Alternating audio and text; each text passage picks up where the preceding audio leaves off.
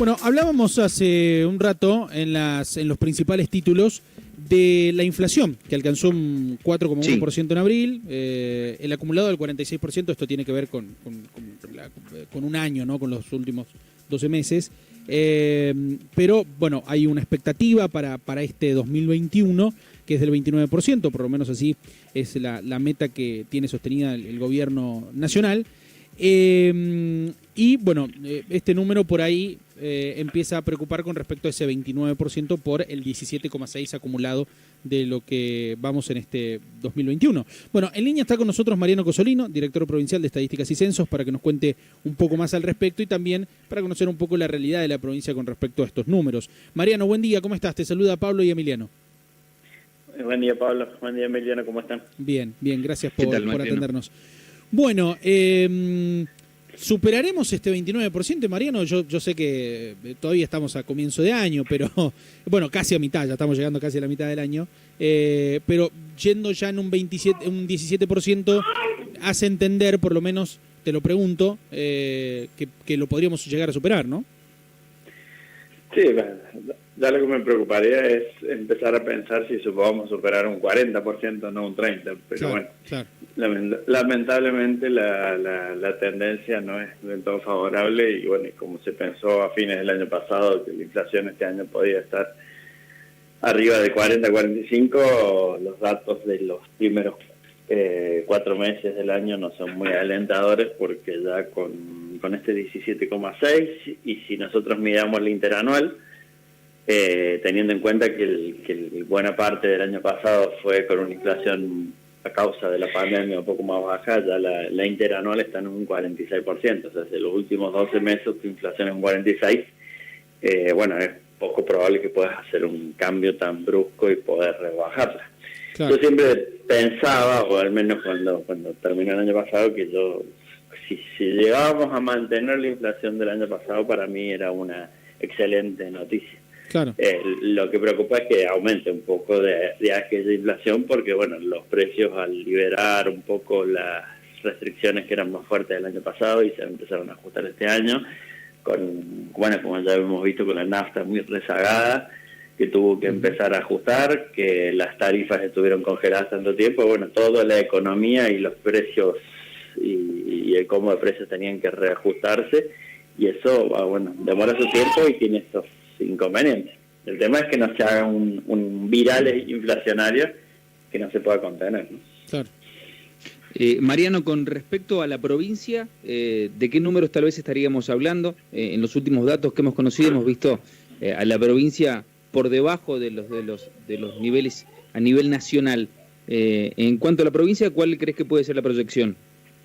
Más o menos similar al dato que dio Nación. El mes pasado tuvimos una inflación menor que la nacional, pero en general nos pasa en San Luis que el dato de inflación suele ser un poquito más alto, 5 o 10%, pero bueno, en este caso el mes pasado fue bastante más bajo y este se va a mantener al menos similar alrededor del 4%. O sea, mantenemos niveles también que son altos y bueno, y lo que preocupa siempre tanto a nivel nacional como a nivel local. Pues recordemos también que a nivel nacional para la región Cuyo fue un poquito más alto del promedio, o sea, fue el 4,2. Uh-huh. Y lo que preocupa particularmente, más allá de que el clásico ejemplo que tenemos, que es el aumento de la suba de las naftas y demás, lo que preocupa mucho siempre es el tema de alimentos y bebidas. Claro. Si nosotros vemos a nivel nacional, el aumento de alimentos y bebidas fue de 4,8, o sea, del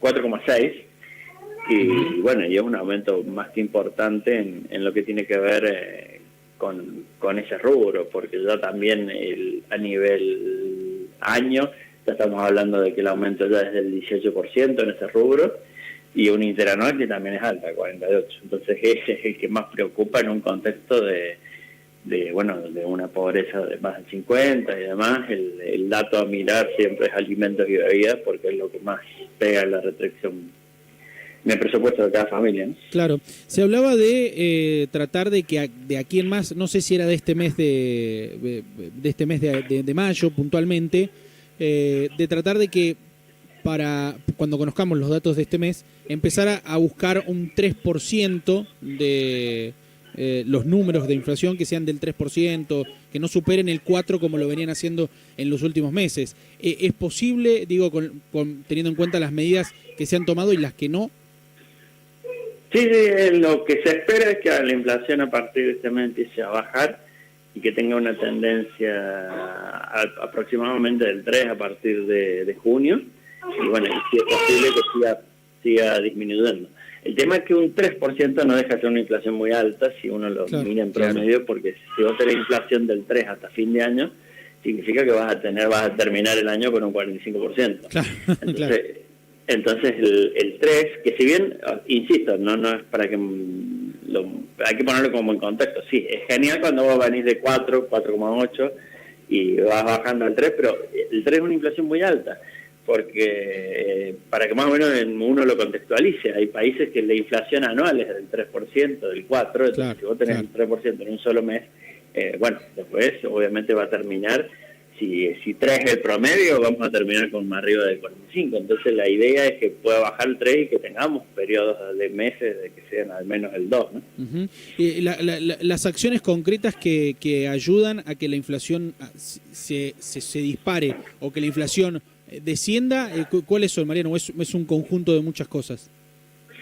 Lamentablemente en la complejidad actual del país es un conjunto de muchas cosas, porque hay inflaciones, hay causas de inflación que vienen de aumentos sectoriales, o de que te pueden aumentar una parte u otra, o hay otra que es la inflación inercial, o sea, por el hecho que nosotros tenemos inflación alta, después al otro mes seguimos manteniendo inflación alta porque todo se tiene que acomodar a los precios anteriores, y además ya tenemos,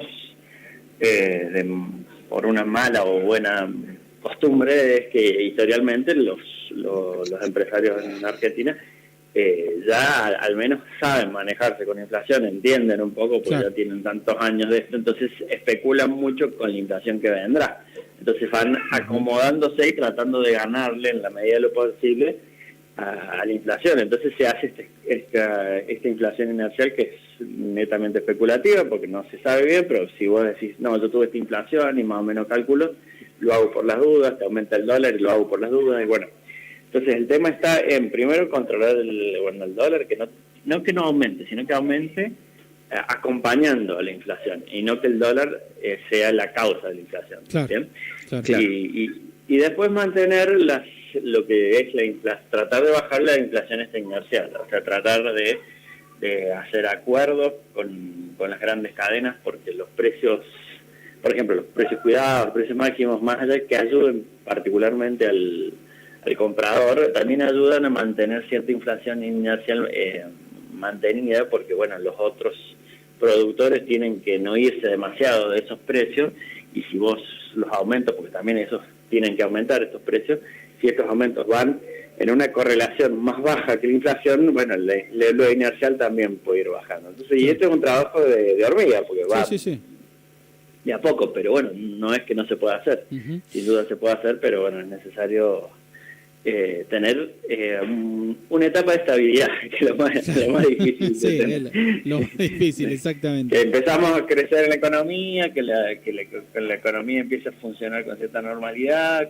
que crezcan los sectores de manera pareja, y bueno, y eso es lo que se está haciendo difícil, más en un contexto de pandemia, lejos de irse, nos está atacando en el momento más complicado, más fuerte. Seguro.